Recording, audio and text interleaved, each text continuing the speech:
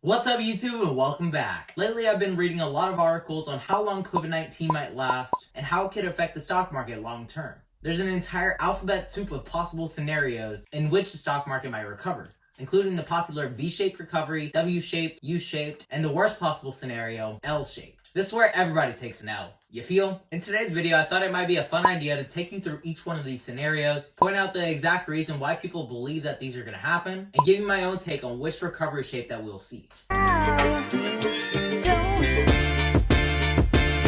If you're new here, my name is Greg. I did all this research so you wouldn't have to. If you want to pay some respects to my worsening eyesight, make sure to like this video, subscribe, and hit the bell so you're notified every single time that I post a video. Let's start with the most popular prediction, the V-shaped recovery. Tune into your favorite news channel and you'll likely hear something about this. This is something that President Trump predicted early on in the pandemic. I spoke with Tim Cook today of Apple, and they have a good sense of the market, and he feels it's going to be a V. The V is sharply upward later on as we actually get it fully open. But back then, we didn't know the scope of this pandemic and how it might play out. Many people thought that this virus would be similar to the flu, where it comes and goes in just a few short months, but unfortunately this isn't the case. Top scientific experts from the National Academy of Sciences have told the White House that this virus may not miraculously go away during the summertime. I don't know about you guys, but where I live, we don't have AC. And it's getting pretty dang hot here, even though I'm wearing a long sleeve shirt. And lockdown doesn't seem to be letting up anytime soon. When strict social distancing measures were first put into place across the world, we saw the logarithmic curve go nearly flat during the middle of February. But starting in March, we saw another wave of new infections. As more and more people start to gather around in the form of workplaces, protests, and other sorts of social activities, we will likely begin to see a third wave. Now, I'm not saying who's right and who's wrong, whether you should be protesting or not. I'm just telling you what I'm seeing. Because we keep seeing new waves of infections, I don't think that this V-shaped recovery is likely to happen. And it's kind of too late for this to have happened anyway. From the top of the bull market to the bottom of the stock market crash, the contraction lasted almost exactly 1 month. Since the bottom on March 23rd, it's been about 6 weeks and a couple days. And we're still down 16% from the top. As much as my trading account would have loved to see this recovery, I really don't think that it's going to happen. So let's get into the thing that looks like two V's. A W. Wow. Mind blown. This is something that I've been predicting since the bottom of the stock market back in March. I think that right now we're on a leg up and we'll see another leg down before we start to recover. In order for this to take place though, we need to see another black swan event. With world tensions rising right now and new infections rate, this is entirely possible. Most countries are pissed off with China. A leaked report from the US Intelligence Committee showed that China was intentionally concealing the virus and stockpiling their own medical supplies. Whether or not this is true, tensions between US and China are really high right now, and the possibility of war may just be the second black swan. A report from, let me look up the name because it's way too long.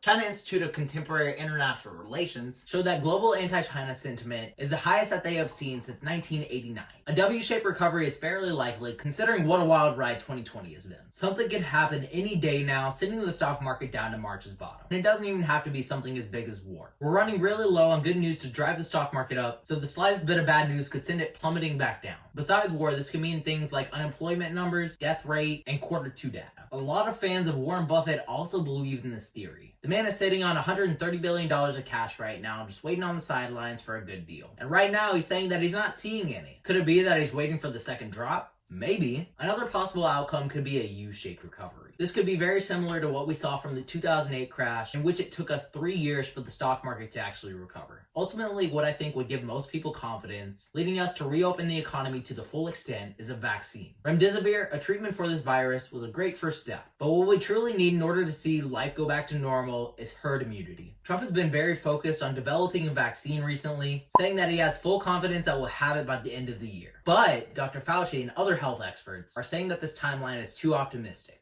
We also have to keep in mind that developing a vaccine isn't the same thing as mass producing and distributing it, which could potentially take months to do. If this is the case, I wouldn't expect to see bull market highs until January of 2021. This is at the earliest, and this is still 7 months away. What's more likely is an 11-month recovery, with the bottom at the middle of the year between July and August. This is entirely possible with the economic data that we're seeing, showing that Q2 is going to be a nightmare compared to Q1. Good old Fed Chair Powell took a break from his money printing machines and told us that Q2 data will be worse than we've ever seen before, which is only going to slow down the economic growth that we're going to be seeing. Now finally, let's cover the worst case scenario. The L-shaped recovery. This recovery shape is very similar to what we saw from the Great Depression era, where the Dow Jones Index didn't recover for 30 years. And this will make me a really sad boy because I'll be 54 by that time. What am I supposed to do with my money at that point? Play golf? The possible reason behind this long recovery is the unemployment numbers. numbers. We are quickly reaching the unemployment percentage that we saw back in 1933 during the Great Depression. In April, our unemployment numbers were 16%, and many people, including Mnuchin, the Secretary of Treasury, have predicted the numbers to reach 20%. We're getting our next jobs report on May 8th with an estimate of 4 million new unemployment claims, and this will in turn bring us to an 18% unemployment rate. Now I know what you're saying. Whenever this is all over, we're all gonna be going back to work. Like this virus never even exists. You don't even know what you're talking about, man. We're gonna be going back to the unemployment numbers that we saw before all this crisis hit. It's all gonna be fine, okay? But here's what I'm thinking. It'll be taking time for the job market to adjust. How much time exactly is impossible to say, but it could potentially be a very slow recovery. Even when people do go back to their jobs, it's not like they're going to be making triple times the amount what they were making before. They're going to have all this debt from when they weren't working following them, and they're not going to be spending as much money and buying as many goods as they were before. And this will lead us into an even slower recovery. But here's the great news. The Fed is pumping enough money into the economy to where we don't have to enter into another L-shaped recovery. And this is why I think that the V-shaped or the U-shaped recovery is a lot more possible. But regardless of which shape this recovery takes, the US economy will recover. The US is still a fairly new country in comparison to European and Asian nations. We have a lot of room to grow and a lot of infrastructure to build. And I believe that our economy will be expanding for a very long time. So if you want to participate in this growing economy and learn what I'm investing in on a day-to-day basis, make sure to visit my Discord link, the first link in the description down below. And as always, remember to stay positive, stay green. I'll catch you in the next one. Bye, guys.